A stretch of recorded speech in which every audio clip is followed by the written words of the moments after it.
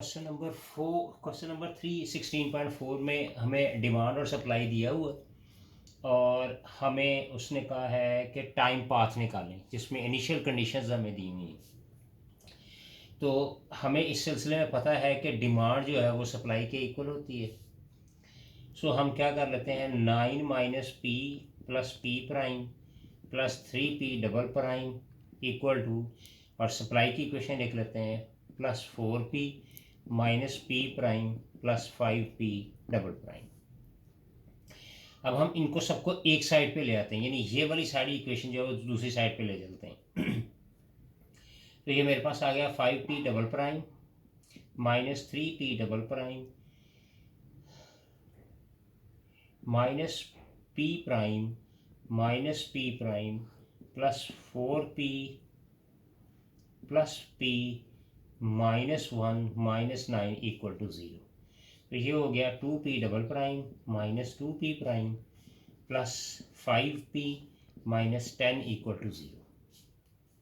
अब यहाँ पे डिफरेंशियल की इक्वेशन में हमें कांस्टेंट जो है वो कोफिशिएंट जो है वो 1 रखना होता है, तो हम 2 पे डिवाइड कर देंगे।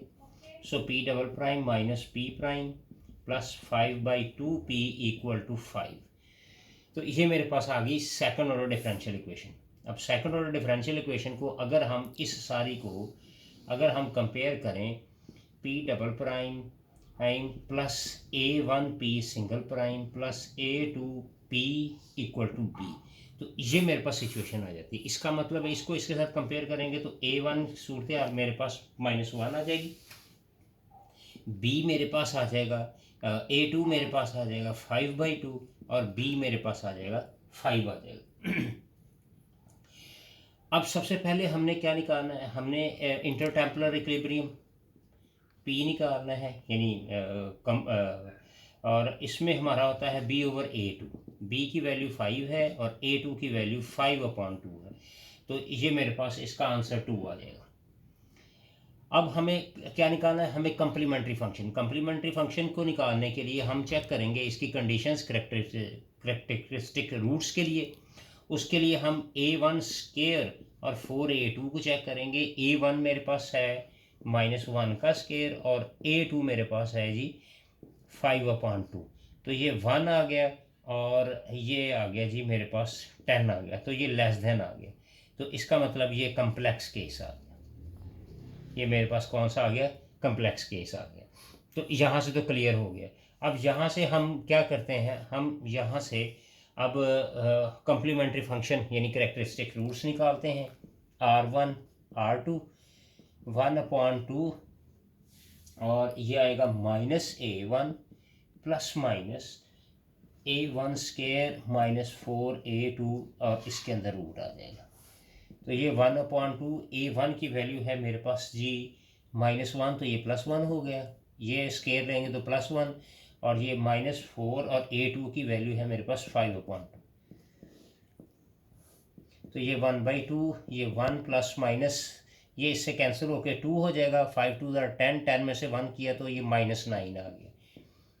तो ये इस -9 को हम लिख सकते हैं 1 + -9 इंटू आयोटा स्केयर लिख सकते हैं, और इसको लिख लेंगे 1 ± 3 आयोटा।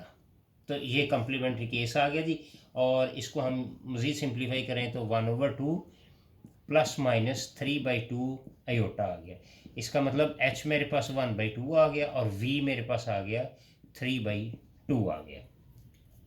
तो मेरे पास कम्प्लीमेंट्री फंक्शन yc क्या आ जाएगा, yc का बेसिकली फार्मूला क्या होता है कम्प्लेक्स के लिए, EHT a5 cos vt plus a6 sin vt।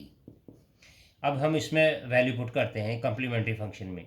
h की वैल्यू मेरे पास 1/2 आई है, a5 वैसे ही आ जाएगा, cos और vt की वैल्यू 3/2t, और इसी तरह से a6 sin 3/2 vt। ये मेरे पास yc आ गया। सो yt क्या आ जाएगा, यानी कम्प्लीमेंट्री फंक्शन और जो मेरा इंटरटेम्पोरल इक्विलिब्रियम दोनों को हम प्लस कर देंगे, तो ये आ जाएगा 1/2t a5 cos 3/2t plus a6 sin 3/2t +2। तो तो ये मेरे पास आ गया टाइम पाथ आ गया मेरे पास। यहाँ पे हम पहले सबसे पहले इनिशियल कंडीशन हम पुट करते हैं। हमें दो इनिशियल कंडीशंस दी हुई हैं। इसका मतलब पहले हमारा जो टाइम पाथ आया है, टाइम पाथ हमारा आया Y T is equal to E1/2t A5 cos 3/2t plus A6 sin 3/2t plus 2। अब इसमें हम पहले t की जगह हम 0 पुट करते हैं, तो ये y 0 हो जाएगा, y0 कह लें या p0 कह लें। यहाँ पे फिर इसको हम p से डिनोट कर देते हैं, चूँकि हमें गिवन कंडीशन p है, तो यहाँ से हम p का नाम दे देते हैं। तो ये आ जाएगा 1/2 e की डेज और t की जगह हम 0 पुट कर देते हैं। A5 cos 3/2t की जगह फिर 0, A6 sin 3/2 और फिर 0 प्लस 2। तो ये मेरे पास आ गया P0 जो है वो हमें 4 गिवन है, और ये मेरे पास 1 हो जाएगा क्योंकि इसकी पावर 0 1 होती है। और ये 3/2 को 0 से मल्टीप्लाई करेंगे तो ये cos 0 हो जाएगा, और cos 0 1 होता है, इसका मतलब 5 आ गया। और जब इसको 3/2 को 0 से मल्टीप्लाई करेंगे साइन 0 हो गया, साइन 0 सारा ही 0 होता है, तो ये सारा 0 हो गया और प्लस 2 आ गया। So 4 is equal to A5 plus 2 आ गया। सो A5 की वैल्यू मेरे पास कितनी आ गई जी? 2 आ गई। A5 की वैल्यू हमारे पास 2 आ गई। अब हम क्या करते हैं, हम हमारे पास ये जो टाइम पाथ है इसका हम डेरिवेटिव लेते हैं, क्योंकि उसने ये जो कंडीशन दी हुई है हम इस कंडीशन के मुताबिक अब इसका हम फर्स्ट डेरिवेटिव लेते हैं। फर्स्ट डेरिवेटिव जब लेंगे तो ये प्रोडक्ट रूल लग रहा है, ये 0 हो जाएगा, ये 0 हो जाएगा कांस्टेंट, इस पर प्रोडक्ट रूल लगा देते हैं E1/2t। अब यहाँ पे ये फर्स्ट एज इट इज इसका डेरिवेटिव लेने लगा, A5 minus sine 3/2t into 3/2 plus A6 cos 3/2t into 3/2 plus, अब ये एज इट इज आ जाएगा A5 cos 3/2t plus A6 sin 3/2t, और इसका जब डेरिवेटिव लेंगे तो क्या आएगा E1/2t, और पावर का डेरिवेटिव लेंगे तो 1/2 का देगा। ये जी हमारे पास इसका डेरिवेटिव आ गया। अब हम क्या करेंगे, अब यहाँ पे हम पुट कर देते हैं, पुट t इक्वल टू 0, फिर अगेन तो ये f' 0 हो जाएगा। फिर यहाँ पे e ये 0 पुट करेंगे तो ये सारा ही 0 हो जाएगा। अगेन ये देखें, ये 0 इसके अंदर हम पुट करेंगे तो ये मेरे पास साइन 0 हो जाएगा, तो यानी साइन 0 0 होता तो ये सारी वैल्यू जो है वो 0 हो जाएगी। फिर प्लस 3/2, ये वाली वैल्यू वैसे लिख दी मैंने, टी की जगह 0 पुट करेंगे तो ये cos 0 हो जाएगा, cos 0 1 आ गया, तो ये A6 आ गया मेरे पास, प्लस ये एज इट इज लिख देंगे A5 cos, नहीं टी की जगह फिर हम 0 पुट करेंगे जी, तो ये जब 0 पुट करेंगे तो 3/2, टी की जगह 0 पुट करेंगे तो cos 0 फिर 1 आ जाएगा, तो ये मेरे पास A5 रह गया, यहाँ पे A5 रह गया। ये साइन वाला फिर 0 हो जाएगा, और ये मेरे पास अगेन रिमेनिंग में रह गया 1/2 E और 0, तो E0 1 हो गया, तो ये आ गया 3/2 A6 प्लस 1/2 E0 1 हो गया। A5 की वैल्यू हमें गिवन है वो 2 है, हमने निकाल ली है, ये इससे कैंसिल हो गया।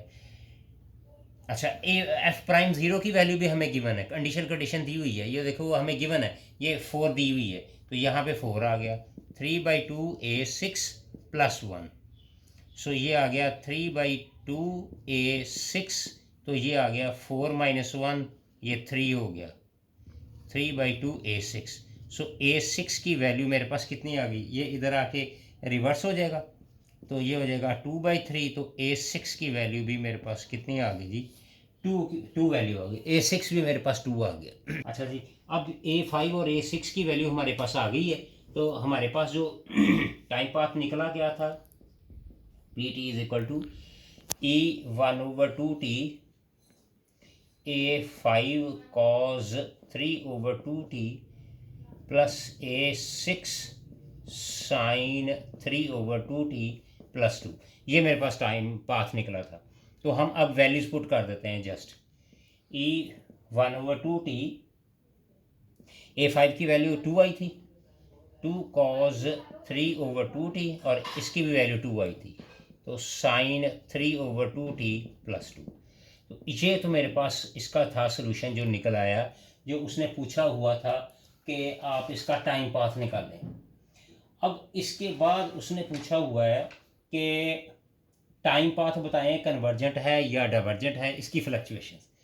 अब फ्लक्चुएशंस जो हैं वो बड़ी इंपॉर्टेंट हैं। वो फ्लक्चुएशंस को के लिए कि इनमें अंदर वेरिएशंस किस तरह से आती हैं, या डाइवर्जन या कन्वर्जन कैसे होती है, इसको चेक करने के लिए हमारे पास जो जनरल इक्वेशन है कम्प्लेक्स रूट की, वो है EHT A5 cos VT plus A6 sin VT। ये कंडीशन लगती है जब कम्प्लेक्स केस आता है, यानी केस 3 के अंदर।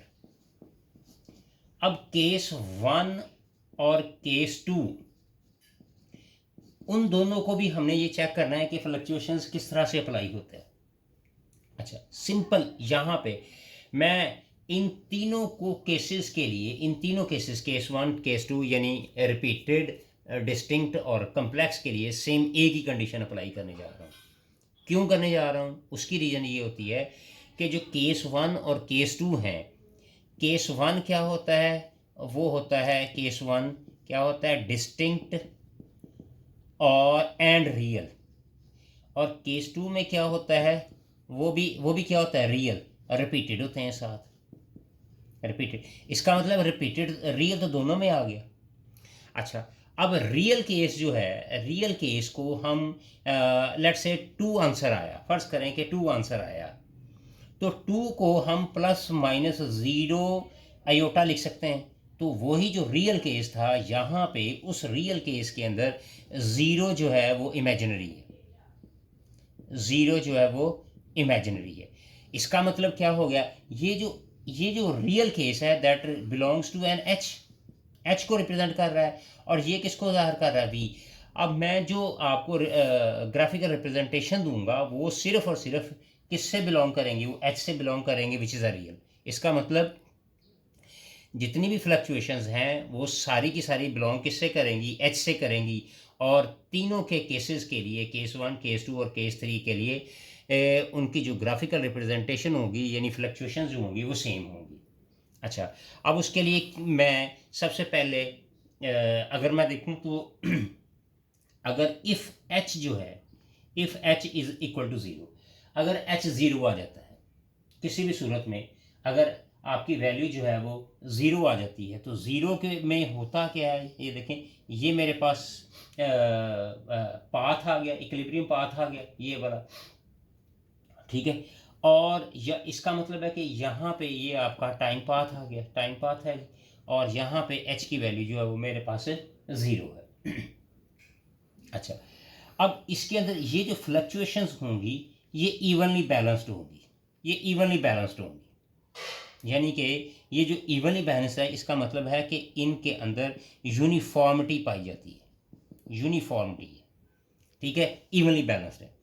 और अगर इनके अंदर यूनिफॉर्मिटी पाई जाती है, इसका मतलब अगर एच 0 है, तो फिर ये जो आपका कम्प्लेक्स केस है EHT, ये अगर मैं यहाँ पे 0 पुट करूँ तो किसके इक्वल आ जाएगा, वो 1 के इक्वल आ जाएगा। और अगर मैं 1 पुट करता हूँ इसके अंदर, तो मेरे पास पीछे रह क्या जाएगा, A5 cos VT plus A6 sin VT, तो मेरे पास ये चीज़ रह जाएगी। और इसका मतलब ये होगा, ये जो हमारे पास इक्वेशन बचेगी, ये क्या रिप्रेजेंट कर रही होगी, इसका मतलब है कि ये इसके अंदर कांस्टेंट एम्पलीट्यूड होगा,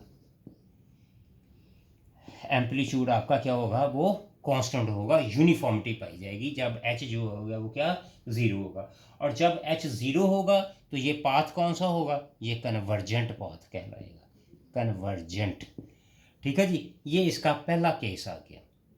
अच्छा जी, फिर इसके बाद हम केस नंबर 2 की तरफ चलते हैं। कि केस नंबर 2 के अंदर हमारे पास क्या था। चलो। अच्छा जी, ये केस, अब केस 2 की तरफ चलते हैं। केस 2 में क्या था? केस 2 में हम ये देखते हैं कि अगर जो है वो एच आपका, इफ़ एच जो है वो ग्रेटर देन ज़ीरो है, जैसा कि हमारे इस आंसर में आया है 1/2, ज़ीरो से ग्रेटर है, इसका मतलब क्या होगा कि ये जो आपकी एच टी की वैल्यू है ये इंक्रीज होती जाएगी, बढ़ती जाएगी, इंक्रीज होती जाएगी। कब तक? और इंक्रीज होगी as the T increases, as the T increases. और हर साइकिल के अंदर, हर साइकिल यानी जो जो आपकी फ्लक्चुएशंस आएंगी वो उसका इफेक्ट जो है वो पहले की निस्बत डेविएशन ज़्यादा आएगा, यानी पहले की निस्बत उसकी डेविएशन ज़्यादा आएगी। ये देखिए अगेन, ये आपका टाइम पाथ है। अगर एच जो है वो ग्रेटर देन ज़ीरो आ जाए तो आपकी डेविएशन जो है वो पहले की निस्बत क्या होगी, वो ज़्यादा होगी। ये देखें, ये टाइम पास यहाँ से ये फ्लक्चुएशन, ये देखें ये बढ़ता जा रहा है, ये फ्लक्चुएशन आपकी पहले से ज़्यादा इंक्रीज़ हो रही है, इसका मतलब डेविएशन आपका पहले से ज़्यादा है।